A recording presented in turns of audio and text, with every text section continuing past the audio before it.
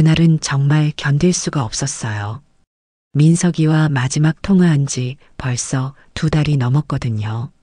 며느리 수연이가 조금만 거리를 두세요라고 했을 때는 그러려니 했지만 아무리 생각해도 이건 아니다 싶었어요.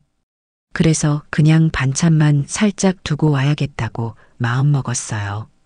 혹시 수연이가 기분 나빠하면 문 앞에만 두고 오자 그런 생각이었거든요. 김치, 오징어 볶음, 된장국과 좋아하는 찰밥까지 민석이가 어릴 때부터 좋아하던 반찬만 골라서요. 마음은 급했지만 발걸음은 무거웠어요. 혹시 수연이가 나를 보면 싫어할까? 민석이가 또 곤란해지는 건 아닐까? 그런 걱정이 계속 들었거든요. 아침 6시에 일어나 시장 가서 김치거리 사고 아들 좋아하는 반찬 손수 만들어 보자기에 정성스럽게 쌌지요. 옛날엔 알루미늄 도시락통에 담아갔는데 요즘은 플라스틱 반찬통이 좋다더라고요. 그래도 전 예전 것이 더 정겨워서 알루미늄 도시락통에 담아 조심스럽게 싸서 갔어요. 김치, 오징어 볶음, 된장국까지 아들이 좋아하는 반찬만 골라서요. 아들 민석이는 어릴 때부터 제가 끓인 된장국을 특히 좋아했거든요. 엄마 된장국이 세상에서 제일 맛있어. 그렇게 말하던 그 목소리가 아직도 귀에 서네요. 단독주택이니까 조용히 문 앞에 섰는데 뭔가 이상했어요. 초인종을 누르려다 말았거든요. 현관문이 딱 반쯤 열려 있었던 거예요. 평소라면 그냥 얘야 엄마 왔다 하고 들어갔을 텐데 그날은 왜 그랬는지 설명할 수 없는 기분이 들었어요. 가슴이 서늘해지면서도 혹시나 해서 저는 문과 문틀 사이에 있는 좁은 틈에 조심스레 고개를 기울였어요.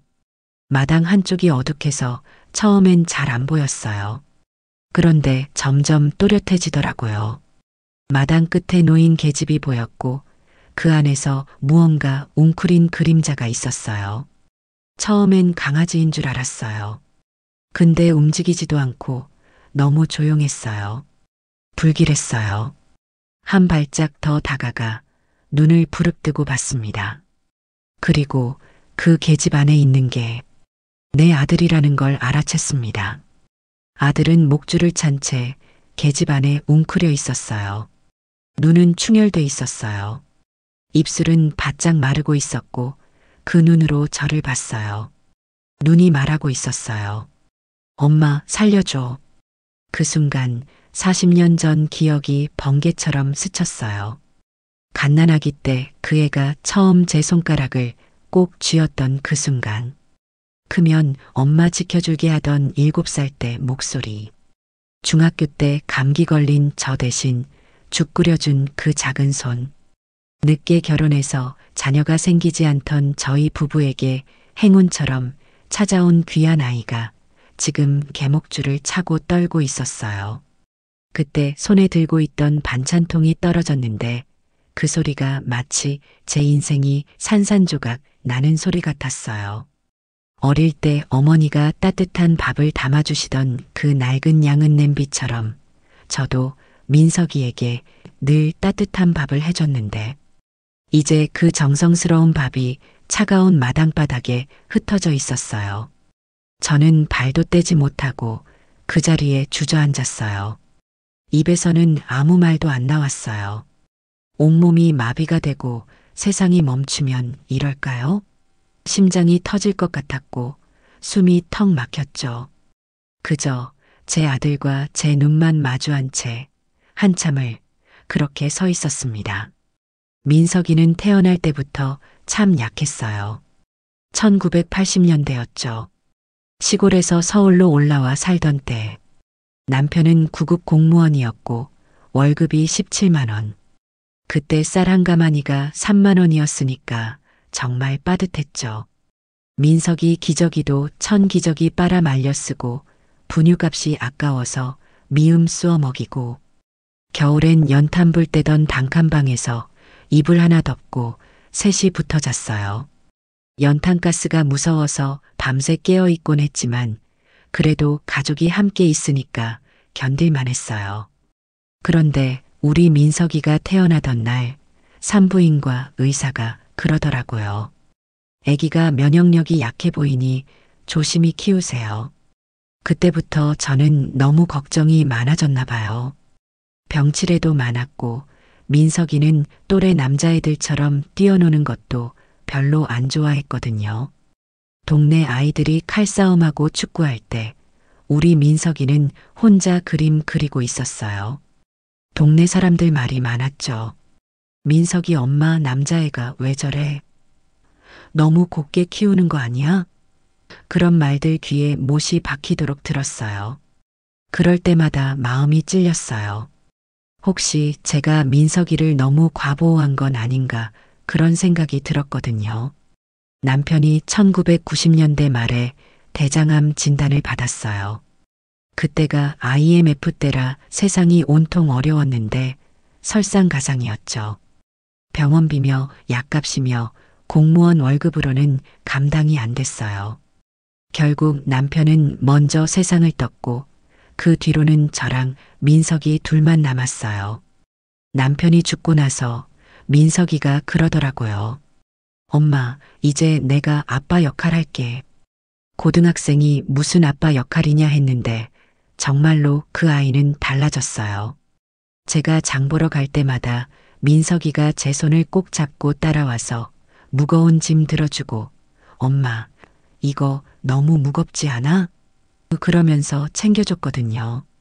그때부터 제가 새벽 4시에 일어나 김치 공장 가서 일하고 오후엔 남의 집 청소하러 다니고 하루에 몇 시간씩 못 자면서 일했어요.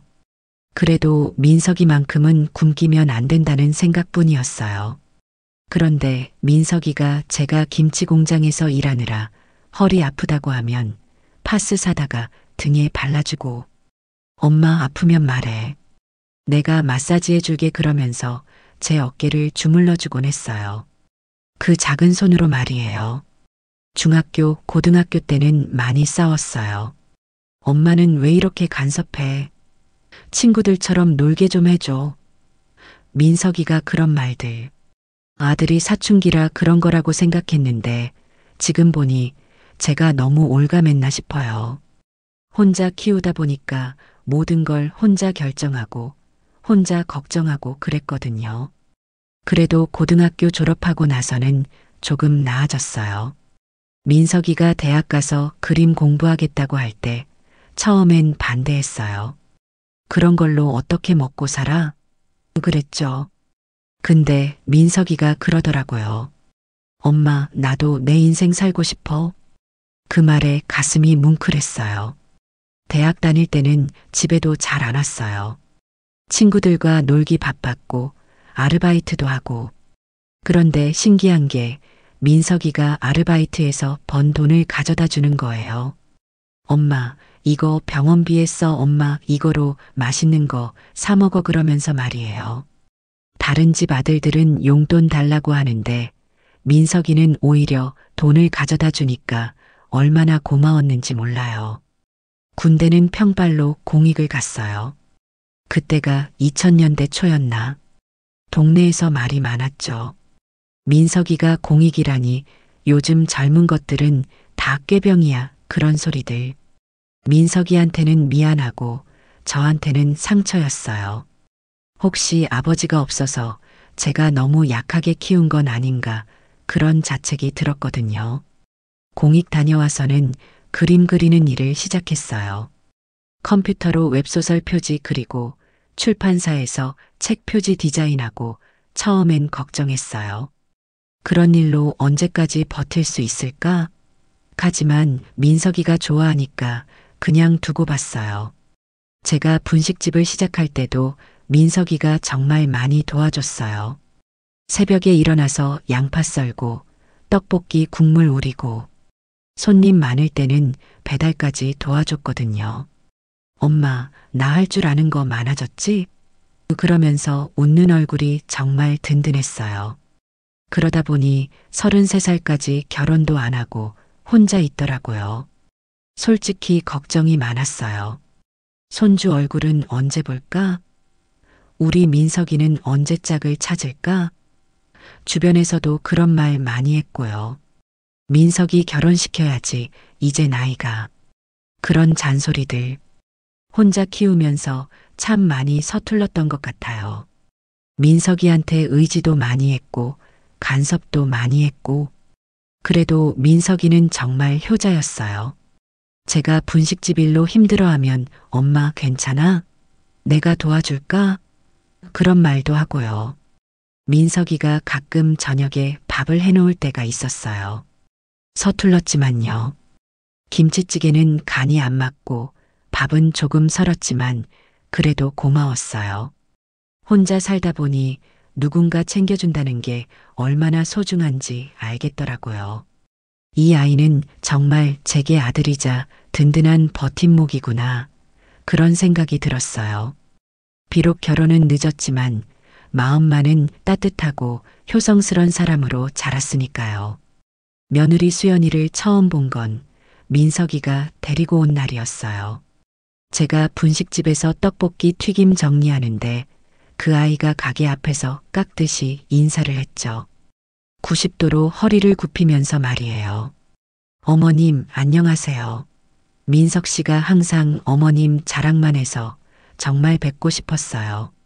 첫인상이 정말 좋았어요. 외국에서 오래 살다 왔다는데도 예의가 참 바르더라고요. 손에는 고급스러운 선물 보따리를 들고 있었고요. 어머님께서 떡볶이를 정말 맛있게 하신다고 해서 꼭 배워보고 싶었어요. 그때 수연이가 가져온 선물들이 정말 놀라웠어요. 백화점에서 파는 고급 한과 세트, 제주도 한라봉, 그리고 어머님 손목이 아프실까봐 하면서 가져온 마아지기까지. 어머님, 이거 정말 좋다고 해서요. 민석 씨가 어머님이 밤늦게까지 일하시느라 손목이 아프시다고 하더라고요. 제가 마사지 해드리고 싶지만 자주 못 와서 이거라도. 그 세심함에 제 마음이 확 녹았어요. 요즘 젊은 사람들은 그런 거 관심도 없다는데 수연이는 정말 다르구나.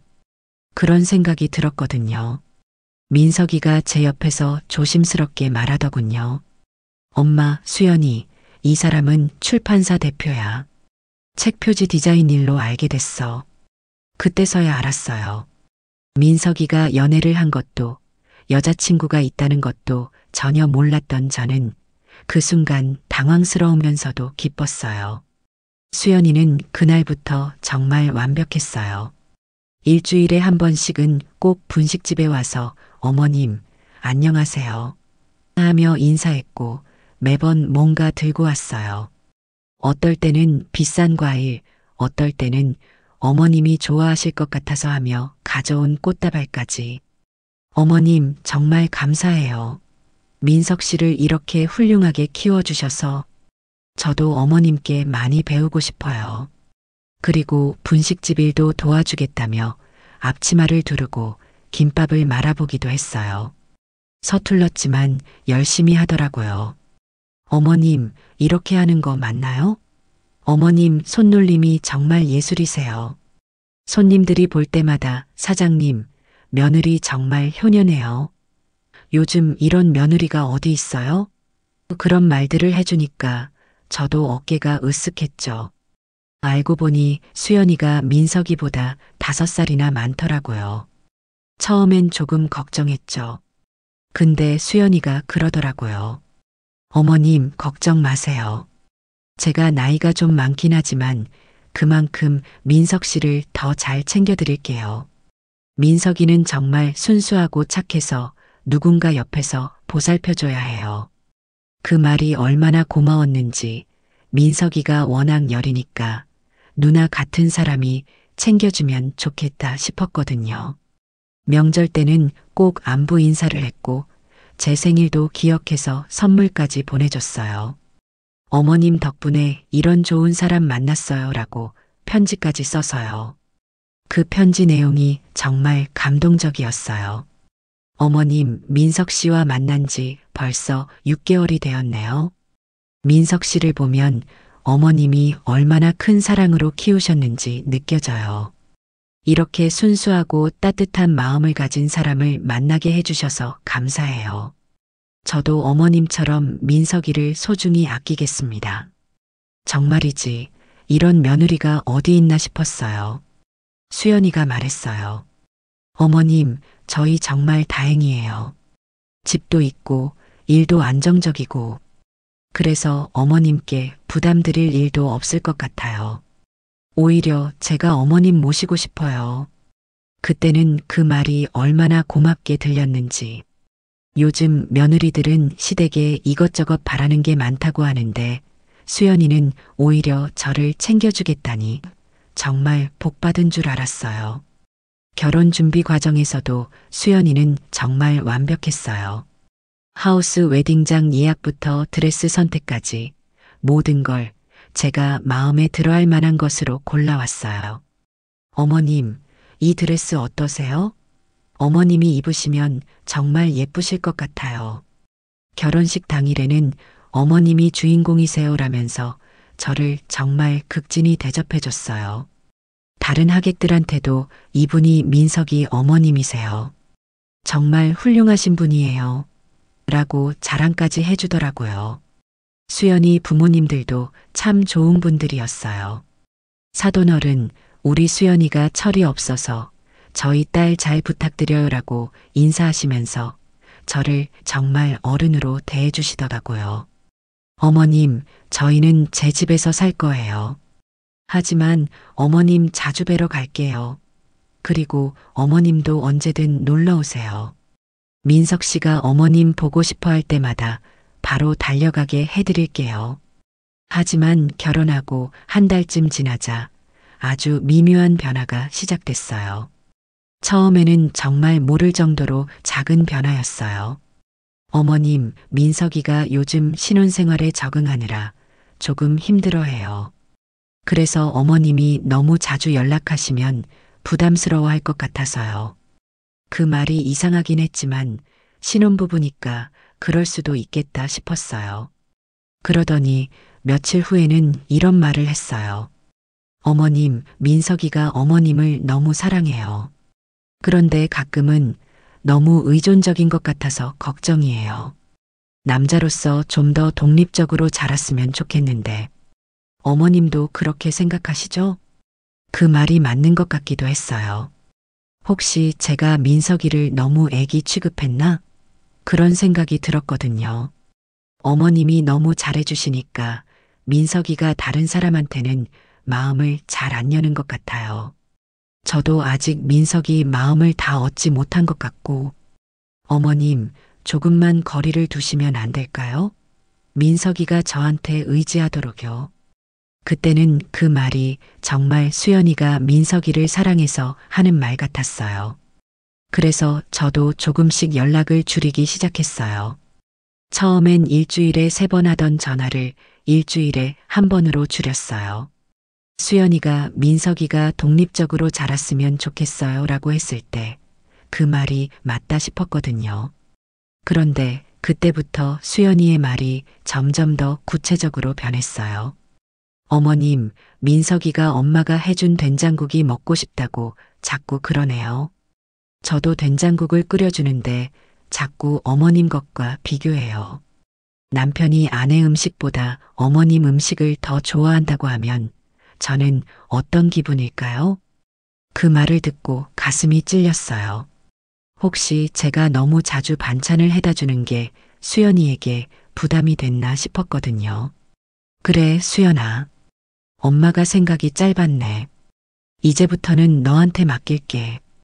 그 다음부터는 더 교묘해졌어요. 어머님, 민석이가 힘든 일이 있으면 저한테 말하지 않고 어머님한테 먼저 전화해요. 저는 남편에게서 의지받지 못하는 아내가 되는 거예요. 부부가 되면 서로 의지해야 하는데 어머님, 민석이가 제 친구들과 만나는 걸 어려워해요. 조금 부끄러웠어요. 매번 이런 식으로 제가 민석이에게 해주는 모든 것들을 문제로 만들어 버렸어요. 그런데 그 말들이 다 합리적으로 들렸어요.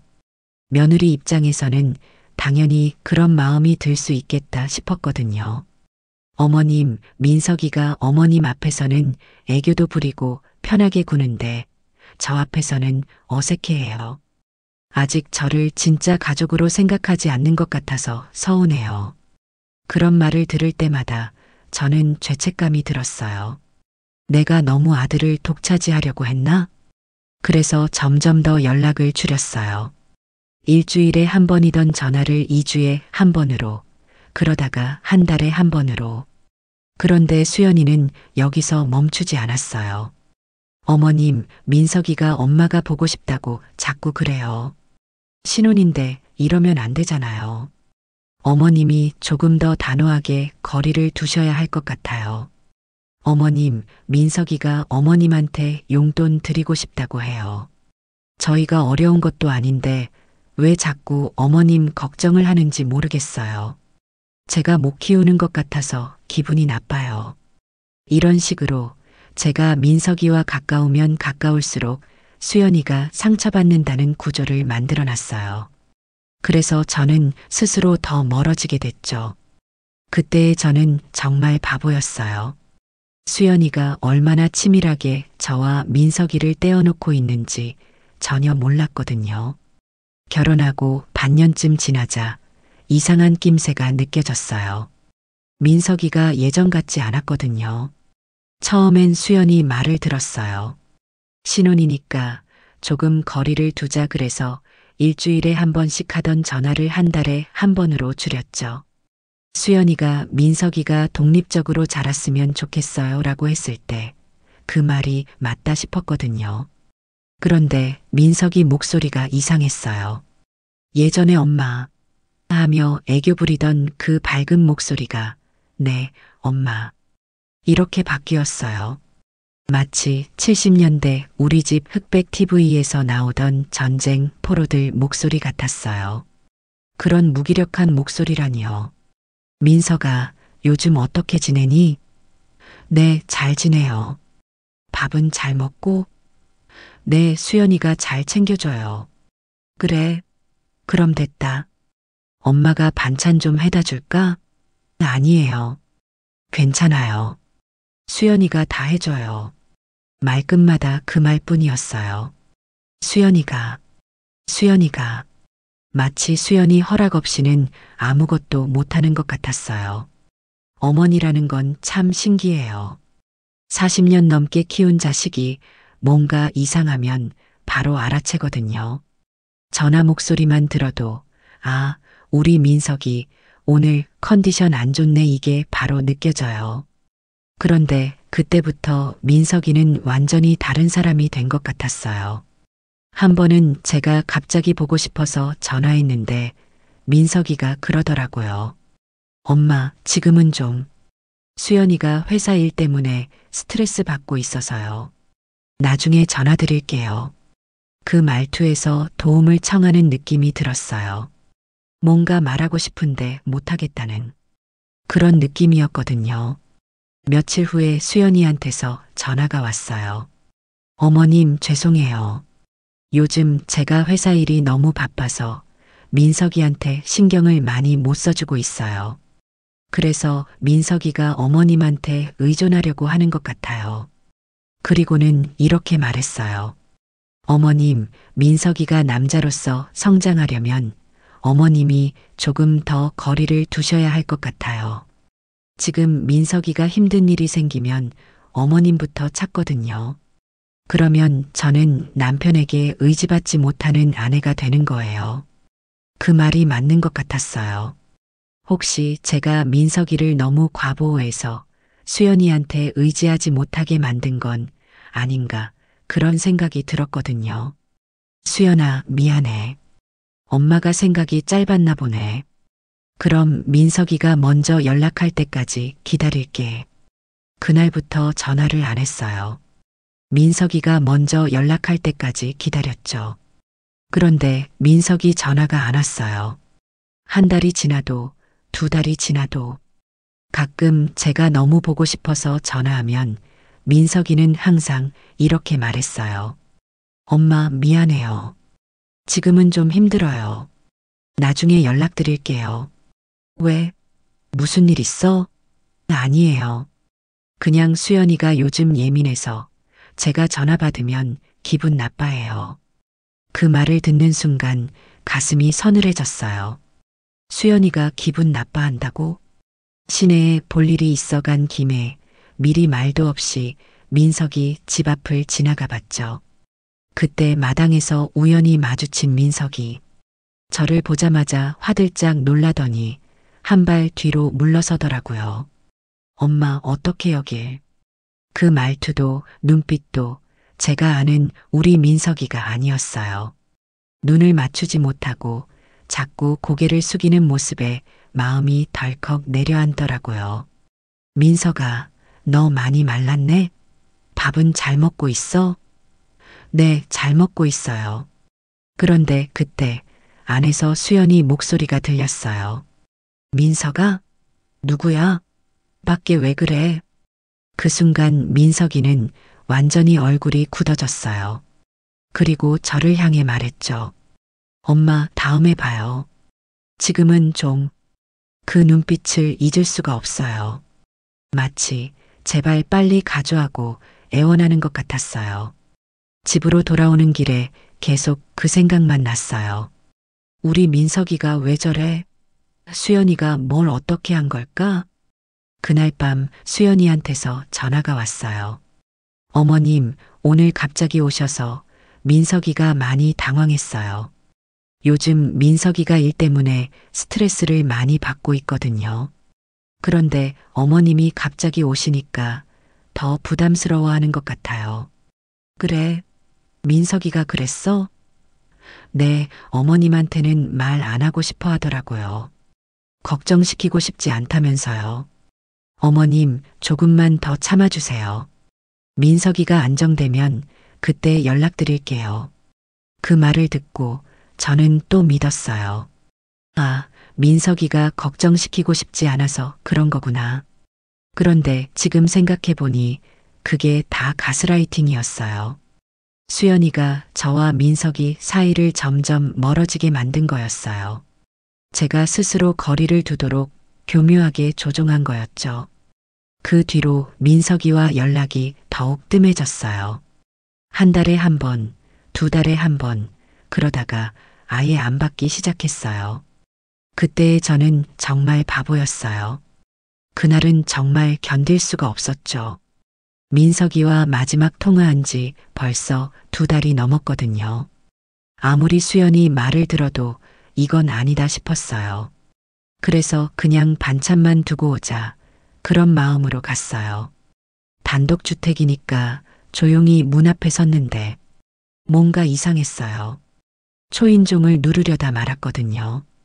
현관문이 딱 반쯤 열려 있었던 거예요. 평소라면 그냥 민서가 엄마 왔다 하고 들어갔을 텐데 그날은 왜 그랬는지 설명할 수 없는 기분이 들었어요. 가슴이 서늘해지면서도 혹시나 해서 저는 문과 문틀 사이에 있는 좁은 틈에 조심스레 고개를 기울였어요. 마당이 어둑해서 처음엔 잘 안 보였어요. 그런데 점점 또렷해지더라고요. 마당 끝에 놓인 계집이 보였고 그 안에서 무언가 웅크린 그림자가 한 발짝 더 다가가 눈을 부릅뜨고 봤습니다. 그리고 그 계집 안에 있는 게 내 아들 민석이라는 걸 알아챘습니다. 민석이는 목줄을 찬 채 계집 안에 웅크려 있었어요. 눈은 충혈돼 있었어요. 입술은 바짝 마르고 있었고 그 눈으로 저를 봤어요. 민석아. 제가 소리를 지르자 안에서 수연이가 나왔어요. 그런데 그 얼굴이 완전히 달랐어요. 지금까지 봤던 그 예쁘고 상냥한 얼굴이 아니라 차갑고 무서운 얼굴이었어요. 아이씨, 들켰네. 그 말투에 전 완전히 얼어붙었어요. 지금까지 어머님 하며 공손했던 그 사람이 갑자기 이렇게 말하다니. 너 미쳤니? 내 아들을 왜 이렇게 해? 뭐 어쩌라고요? 시골 아주머니가 경찰 부를 거예요? 이 바보 같은 인간이 나가면 다른 여자 만나러 갈까봐 좀 묶어둔 건데 그게 어때서요? 그 순간 저는 이 사람이 누군지 알았어요. 지금까지 봤던 완벽한 며느리, 효녀 같았던 그 모습은 전부 연기였던 거예요. 진짜 수연이는 이렇게 무서운 사람이었어요. 수연아, 왜 이래? 왜 우리 민석이를? 왜요? 제 남편인데 제가 어떻게 하든 상관없잖아요. 어머님은 이제 필요 없어요. 민석이는 제 거예요. 그때 민석이가 작은 목소리로 말했어요. 엄마 미안해. 나 정말 무서웠어. 수연이가 나가면 죽인다고. 그 말을 듣는 순간 민석이가 갑자기 눈을 굴리며 숨을 헐떡이더니 그 자리에 그대로 쓰러졌어요. 민석아, 민석아. 정신이 나가 있던 저는 아무 소리도 못하고 그냥 민석이 입술에서 새어나오는 엄마, 엄마 소리만 들으며 급히 구급차를 불렀어요. 그 과정에서도 수연이는 아무렇지도 않게 서 있었어요. 마치 이런 일이 처음이 아닌 것처럼 너무 태연하게. 구급차가 오고 민석이를 병원으로 옮기고 그 모든 과정이 꿈만 같았어요. 병원에서 민석이가 깨어났을 때 민석이는 계속 떨고 있었어요. 엄마, 나 이제 괜찮아? 수연이가 또 올까봐 무서워. 괜찮다, 민석아. 엄마가 지켜줄게. 이제 안전해. 엄마 미안해요. 나 정말 바보 같았어요. 수연이가 처음엔 정말 좋았거든요. 그런데 점점 이상해졌어요. 엄마한테 전화하면 안 된다고, 밖에 나가면 안 된다고. 그러더니 아예 묶어두기 시작했어요. 민석아, 왜 진작 말 안 했어? 말할 수가 없었어요. 수연이가 엄마한테 말하면 엄마를 해칠 거라고 했거든요. 그래서 참았어요. 그 말을 듣는 순간 제 가슴이 터지는 줄 알았어요. 지금까지 수연이가 했던 모든 말들, 민석이를 위해서, 어머님을 위해서 독립적으로 자랐으면 그 모든 게 다 거짓말이었어요. 전부 민석이를 저에게서 떼어놓고 혼자 가둬두기 위한 가스라이팅이었던 거예요. 그리고 저는 그 모든 거짓말에 속아서 제 손으로 민석이를 그 악마에게 내맡겼던 거예요. 그날 병원 복도에서 저는 정말 오래 울었습니다. 제가 얼마나 바보였는지, 제가 얼마나 못난 엄마였는지 그런 생각에 가슴이 찢어지는 줄 알았어요. 민석이를 병원으로 옮기고 나서도 저는 정신이 하나도 없었어요. 의사가 다행히 큰 문제는 없지만 정신적 충격이 크니까 며칠 더 지켜봐야겠다고 말했지만 저는 그 말이 귀에 들어오지도 않았어요. 간호사가 가족분은 대기실에서 기다리세요라고 말했지만 어떻게 기다리라는 건지 무슨 말을 해야 하는 건지도 몰랐어요. 그냥 멍하니 앉아 있었죠. 그때였습니다. 문득 머릿속을 스치는 말이 있었어요. 며칠 전 이웃 감자탕집 하는 금순이가 제 분식집에 들렀을 때 한 말. 언니 매일 언니네서 김밥 먹고 가는 조용한 청년 알지? 그 사람 변호사래. 우리 가게에 단체로 회식 왔었거든.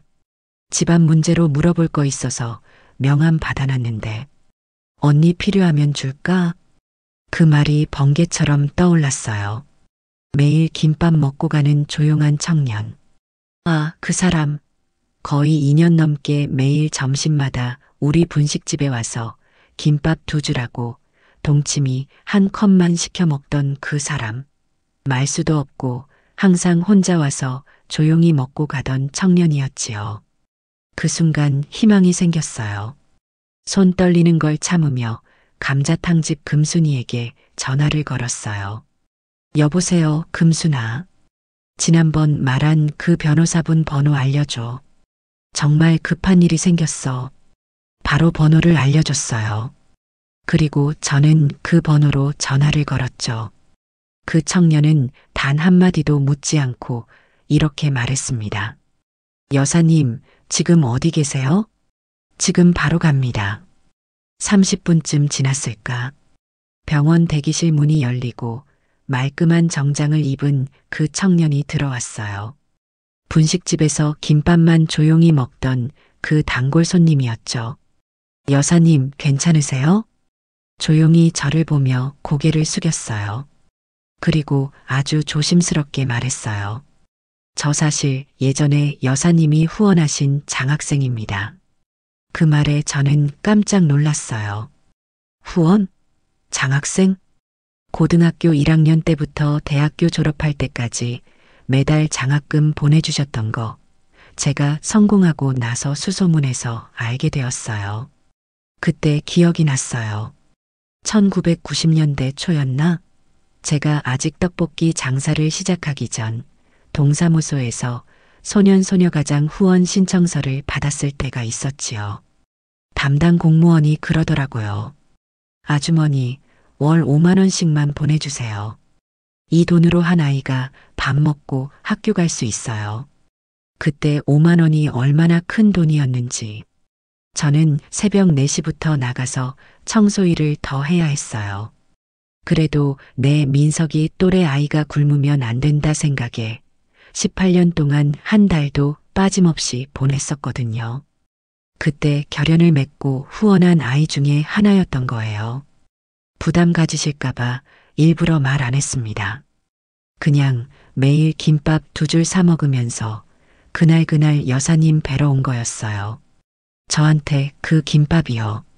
그게 엄마 밥이었습니다.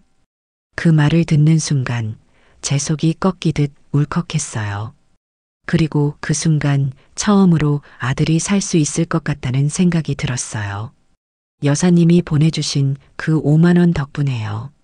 제가 굶지 않고 고등학교 다니고 대학교 가고 변호사 될 수 있게 해준 돈이었어요. 여사님이 안 계셨으면 저는 아마 길거리에서 구걸하고 있었을 거예요. 그는 잠시 말을 멈추더니 눈을 붉히며 계속했어요. 제가 여사님께 은혜를 갚을 생각만 하고 있었는데 여사님이 이렇게 힘든 일을 당하시다니 정말 죄송해요. 진작에 알았으면. 아니야. 이렇게 든든하게 커줘서 내가 고마워. 아닙니다. 이제는 제가 여사님을 도와드릴 차례예요. 민석이 상황 얘기해 주세요. 제가 다 해결해 드릴게요. 그래서 저는 그동안 있었던 모든 일을 다 털어놨어요. 수연이가 어떻게 완벽한 며느리를 연기했는지, 어떻게 저와 민석이를 갈라놓았는지, 가스라이팅으로 어떻게 저를 속였는지, 그리고 마지막에 계집에서 본 그 끔찍한 장면까지. 이정호 변호사는 그 이야기를 다 듣고 나서 조용히 말했어요. 여사님, 이건 단순한 부부 갈등이 아닙니다. 이건 명백한 감금이고 학대입니다. 그리고 그 가스라이팅, 이것도 정신적 학대의 한 종류예요. 이정호 변호사가 조용히 말했어요. 여사님, 어머님과 민석이가 멍청해서 당한 게 아닙니다. 가스라이팅이라는 게 원래 그런 거예요.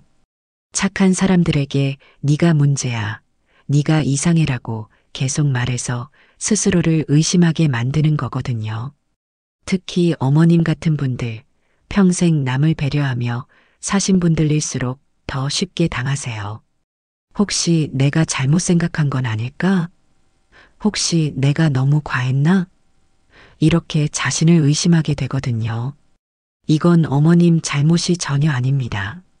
오히려 어머님이 착하고 배려심이 많으셔서 당한 거예요. 그럼 우리 민석이를 구할 수 있어? 물론입니다. 제가 증거 수집부터 시작해서 법적으로 완벽하게 대응해 드릴게요. 여사님은 민석이 씨만 잘 돌봐주세요. 그리고는 이렇게 말했어요. 여사님, 18년 전 여사님이 저를 살려주셨으니 이번엔 제가 여사님 아들을 살릴 차례입니다. 그때 받은 은혜 이제야 갚을 수 있게 됐네요. 그 말을 듣는 순간 저는 정말 오래 울었어요. 기쁨의 눈물이었는지 안도의 눈물이었는지 그것도 모르겠더라고요. 그날 밤 민석이가 잠든 병실에서 저는 창밖을 바라보며 생각했어요. 인생이란 게 정말 신기하구나. 내가 심은 작은 씨앗이 오늘 이렇게 큰 나무가 되어서 우리를 구해주는구나. 그리고 이정우 변호사는 정말 약속을 지켰어요. 민석이가 병원에서 회복되는 동안 이정우 변호사는 정말 빠르게 움직였어요. 그런데 그 과정이 얼마나 치밀하고 체계적이었는지 나중에 알고 보니 정말 놀라웠어요. 이정우 변호사가 처음 한 일은 증거 수집이었어요. 민석이로부터 수연이의 정신과 약 봉지, 작업실 안에 설치된 CCTV 메모리 카드, 출판사와 체결한 계약서 사본을 건네받았어요. 여사님, 이 증거들을 보시면 수연이가 얼마나 치밀하게 계획했는지 아실 거예요.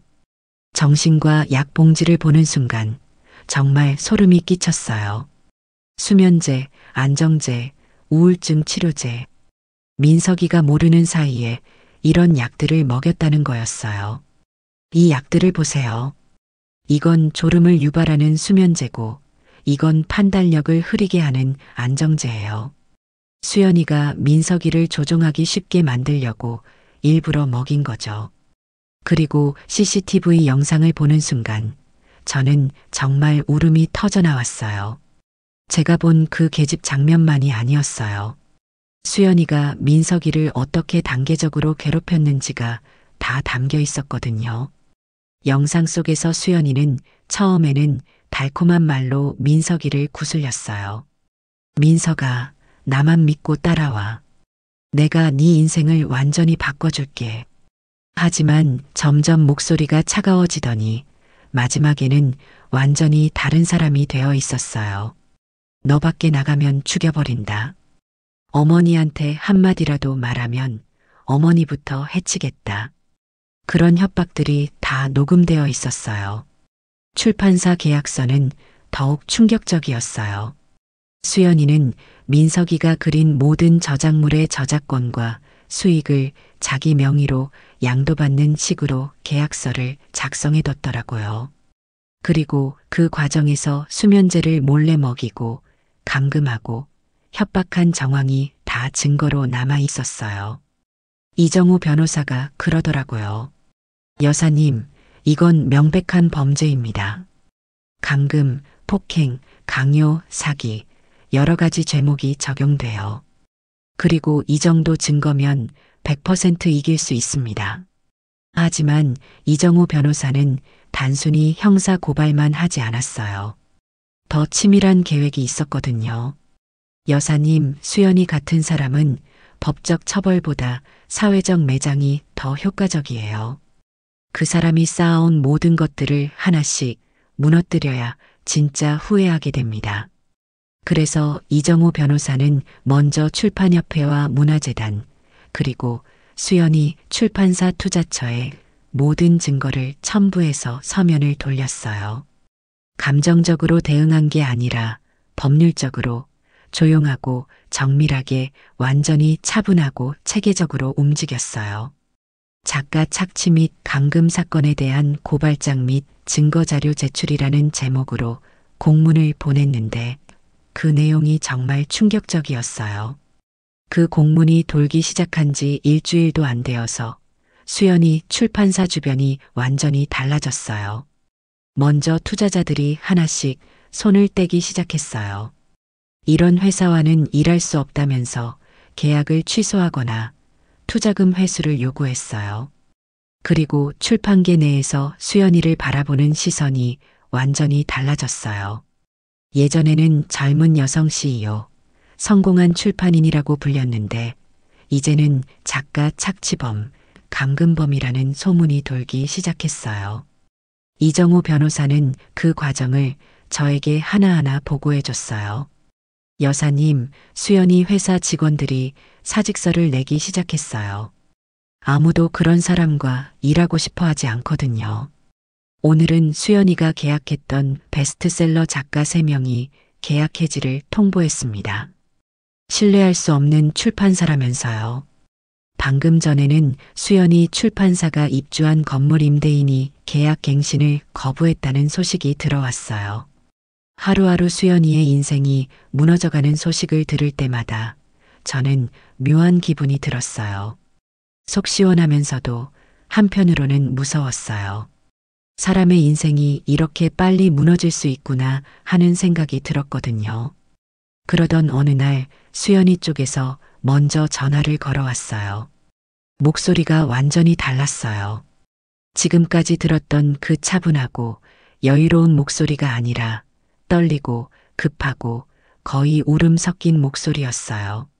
어머님, 이게 무슨 일이에요? 갑자기 우리 회사 사람들이 다 연락 두절이고 투자자들도 미팅 취소하겠다고 하고 설마 어머님이 그런 거 아니죠? 그때 제가 얼마나 속이 시원했는지 몰라요. 지금까지 저를 시골 아주머니라고 무시하던 며느리가 이제는 저한테 울면서 빌고 있었거든요. 수연아, 내가 우리 민석이한테 한 짓을 생각해봐. 그런 일을 해놓고 아무 일 없이 지낼 수 있을 거라고 생각했어? 어머님, 정말 잘못했어요. 그때 제가 정신이 없어서 민석이한테 미안하다고 전해주세요. 하지만 이미 늦었어요. 스피커폰으로 옆에서 그 전화를 듣던 이정우 변호사가 저 대신 대꾸해줬지요. 이미 모든 자료는 관련 기관에 제출했고 형사 고발도 들어갔습니다. 자신 있으시면 법원에서 다시 뵙죠. 그리고 민석 씨가 그동안 작업한 모든 저작물, 이 모든 계약, 이미 무효로 처리됐습니다. 그 말을 듣고 수연이가 완전히 미친 듯이 소리를 지르더라고요. 이럴 거면 차라리 처음부터 그러지. 왜 그때는 착한 시어머니 행세하면서 지금 와서 이래? 그 바보 같은 아들도 그렇고 가족이 다 이상해. 그 순간 수연이의 진짜 모습이 완전히 드러났어요. 지금까지 봤던 모든 완벽한 며느리 모습은 정말 연기였던 거예요. 이정우 변호사는 차분하게 대답했어요. 지금 하신 말씀도 모두 녹취되고 있고 이것도 추가 증거로 사용하겠습니다. 협박과 모독죄까지 추가되네요. 그 뒤로 수연이는 정말 미친 듯이 난리쳤어요. 출판사 SNS에 해명문을 올리겠다. 기자들 앞에서 민석이가 이상한 사람이라 하겠다. 여러 가지 말도 안 되는 소리를 퍼부었죠. 하지만 이미 모든 게 늦었어요. 수연이가 발버둥 칠수록 더 많은 증거만 쌓였거든요. 그리고 며칠 후 정말 결정적인 일이 일어났어요. CCTV 영상과 정신과 치료 이력, 강제로 체결된 계약서들이 공익신고 형식으로 출판계에 공개됐어요. 이정우 변호사가 이런 일이 다시 일어나지 않도록 하겠다면서 언론에 제보한 거였어요. 그 이슈는 삽시간에 퍼졌어요.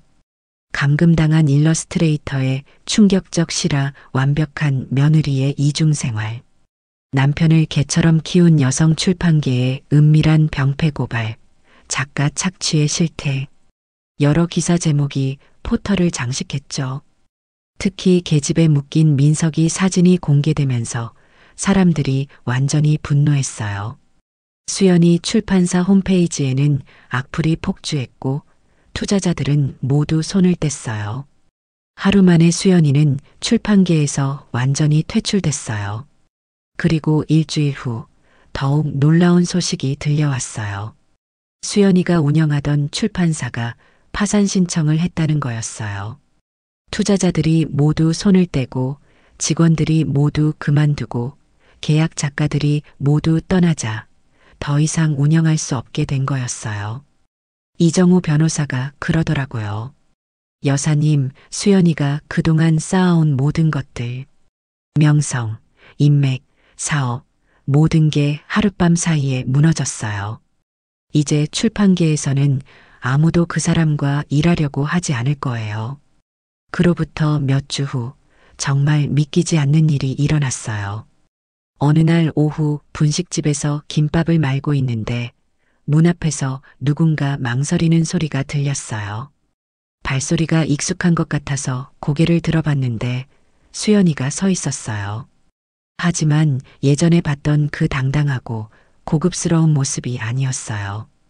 완전히 초라하고 지친 모습이었어요. 옷도 구겨져 있었고 머리도 며칠 감지 않은 것 같았어요. 가방도 예전에 들고 다니던 명품 가방이 아니라 헌 에코백이었어요. 수연이는 한참 동안 문 앞에서 망설이더니 조심스럽게 들어왔어요. 어머님, 목소리도 완전히 달랐어요. 예전에 그 자신감 넘치고 여유로운 목소리가 아니라 떨리고 작은 목소리였어요. 저는 김밥 말던 손을 멈추고 수연이를 봤어요. 솔직히 말하면 조금 놀랐어요. 불과 몇 주 만에 사람이 이렇게 변할 수 있구나 싶었거든요.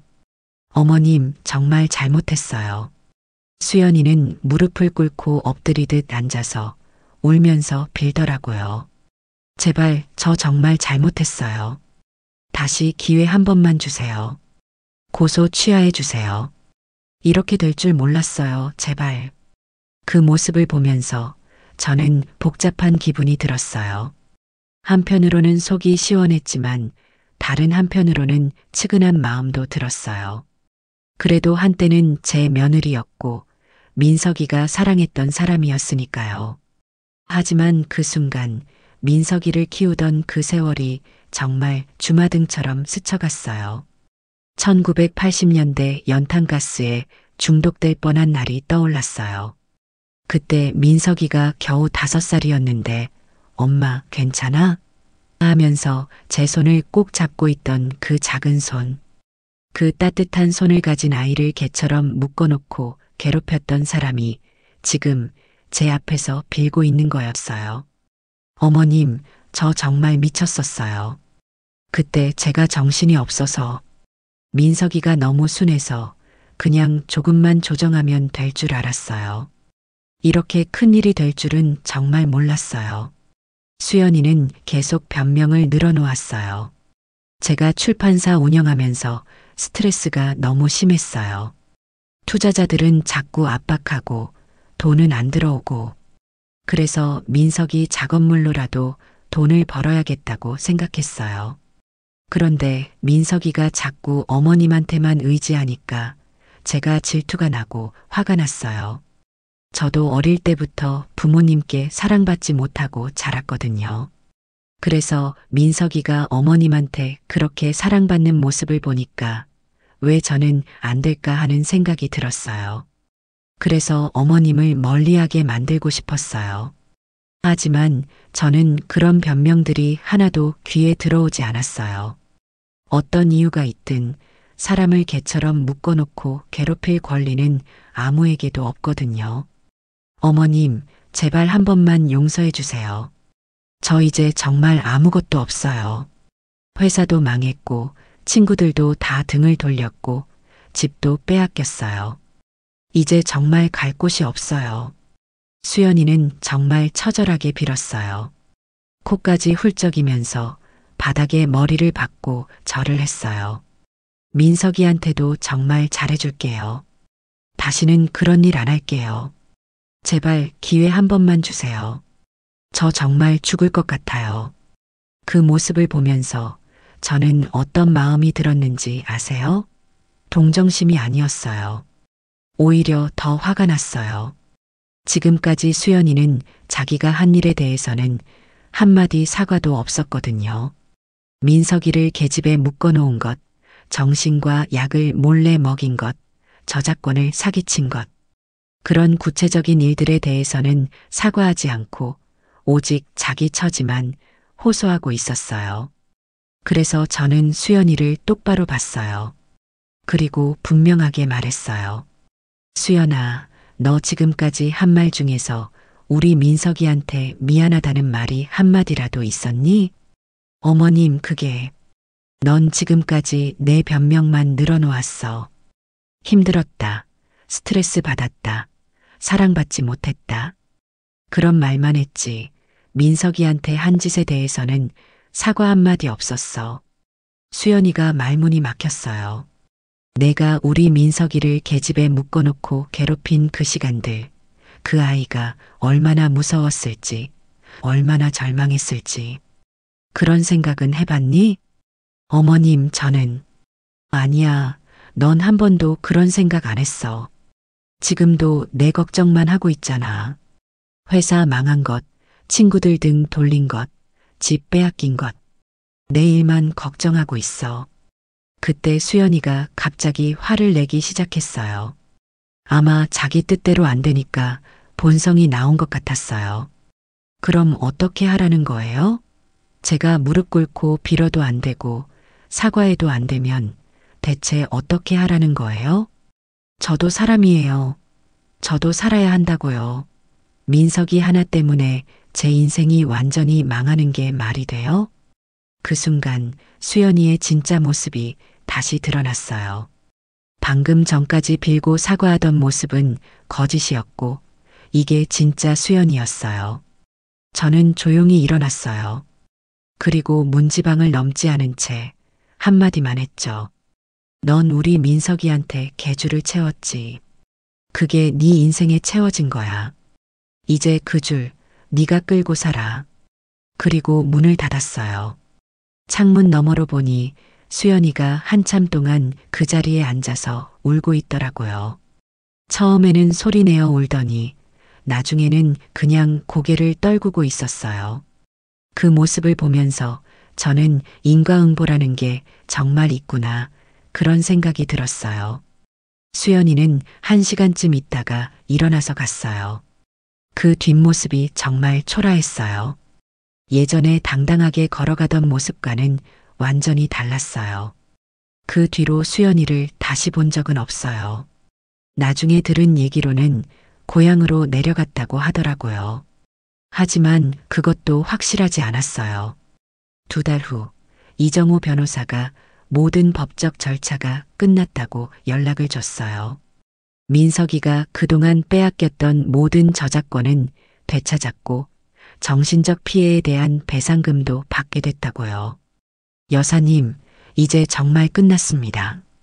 그리고 수연이는 업계에서 완전히 퇴출됐어요. 다시는 이런 일을 저지를 수 없을 거예요. 그 말을 듣는 순간 저는 정말 세상이 다 제 것인 것 같았어요. 악한 사람은 벌을 받고 선한 사람은 보상을 받는 그런 세상이 아직 남아있구나 그런 생각이 들었거든요. 그리고 무엇보다 18년 전에 제가 도왔던 그 아이가 이제 성인이 되어서 우리 가족을 구해준 거예요. 그게 정말 기적 같았어요. 하지만 가장 큰 기적은 따로 있었어요. 우리 민석이가 다시 웃기 시작한 거였어요. 그 미소만큼 값진 건 세상에 없더라고요. 그 모든 일이 끝나고 우리 가족은 아주 조용한 동네로 이사를 왔습니다. 도시보단 조금 외진 시골 마을이에요. 공기도 맑고 아이들 뛰노는 소리도 들리는 곳. 민석이는 아직도 조금은 조심스럽고 가끔씩 밤에 악몽을 꾸기도 해요. 그럴 땐 제가 민석이 손을 꼭 잡고 말하죠. 괜찮아, 민석아. 넌 이제 인생 다시 살아도 돼. 엄마가 곁에 있어. 엄마, 나 정말 바보 같았죠? 그때 왜 그걸 몰랐을까? 아니야. 넌 사랑을 믿었을 뿐이야. 그게 잘못이 아니라 너의 착한 마음이었어. 민석이는 마을 아이들을 모아 작은 그림방을 열었습니다. 간판엔 이렇게 적혀 있어요. 순이 그림방, 그림에는 마음이 담깁니다. 제 이름을 붙여준 걸 보고 정말 가슴이 뭉클했어요. 민석이가 그러더라고요. 엄마, 내 인생에서 가장 소중한 이름이니까 이 간판에 새기고 싶어. 아이들이 수업 끝나고 그려온 그림을 들고 뛰어다니고 민석이는 그 아이들 앞에서 다시 웃어요. 정말로 눈을 반달처럼 휘며 웃어요. 그 미소 오래 기다렸던 거였거든요. 선생님, 이 그림 어때요? 우와, 정말 잘 그렸네. 이 나무가 살아있는 것 같아. 선생님도 어릴 때 이렇게 그림 그렸어요? 응, 선생님도 어릴 때 할머니가 색연필 사주셔서 많이 그렸어. 그런 대화를 듣고 있으면 제 마음이 정말 따뜻해져요. 민석이가 다시 살아있구나. 그런 생각이 들거든요. 저는 다시 분식집을 시작했어요. 예전처럼 양은 냄비에 떡볶이 끓이고 직접 김을 발라 김밥을 말고 전처럼 하루에 100줄씩은 못하지만 딱 40줄만 팔아요. 요즘 아이들은 김밥도 다르게 먹더라고요. 단무지 빼고 우엉 빼고.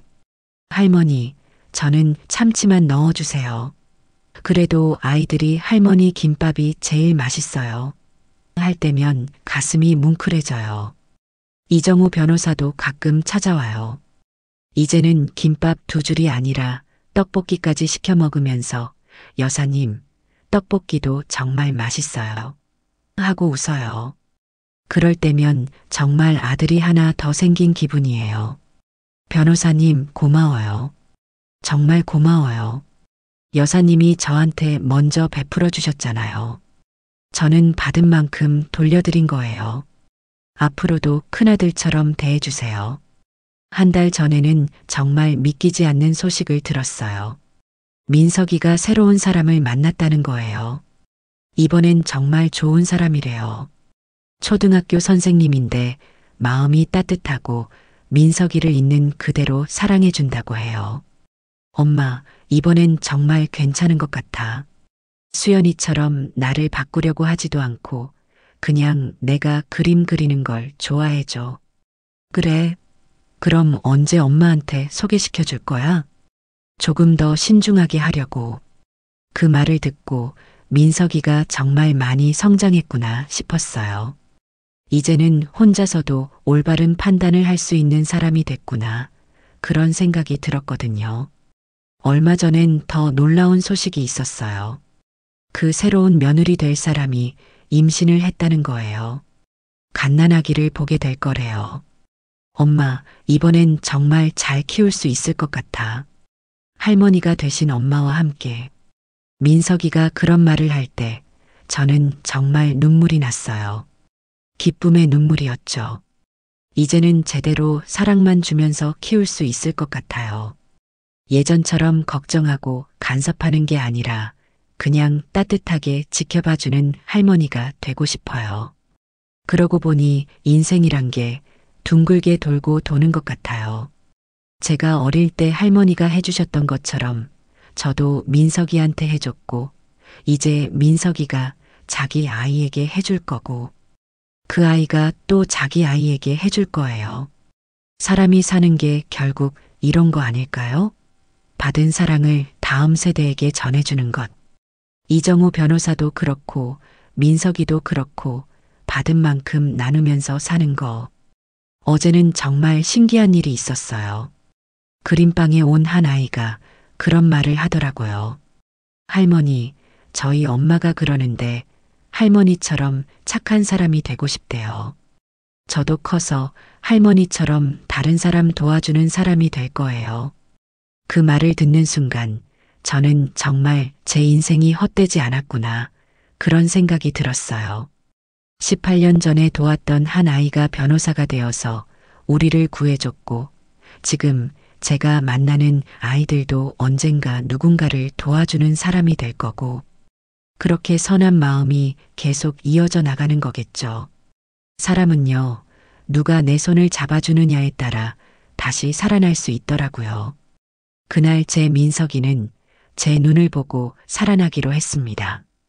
그 아이가 다시 웃으니까 저도 이제야 살아있는 것 같네요. 그리고 언젠가 그 손주가 태어나면 제가 그 아이 손을 잡아줄 거예요. 따뜻하게, 단단하게. 그게 할머니가 할 일이니까요. 댓글로 들려주세요. 여러분도 자식 때문에 이런 마음고생 해보신 적 있나요? 그때 어떻게 견디셨는지 혼자 속앓이 말고 여기서 털어놓으세요. 우리 다 같은 엄마 아빠 마음이잖아요. 그리고 여러분 주변에 이런 어려움을 겪고 계신 분이 있다면 꼭 이 이야기를 들려주세요. 세상에는 아직 선한 사람들이 더 많이 남아있다는 걸 말이에요. 오늘 이야기가 마음에 드셨다면 좋아요와 구독, 알람 설정 잊지 마세요. 늘 감사합니다. 건강이 최고예요. 하루 한번 운동 잊지 마세요.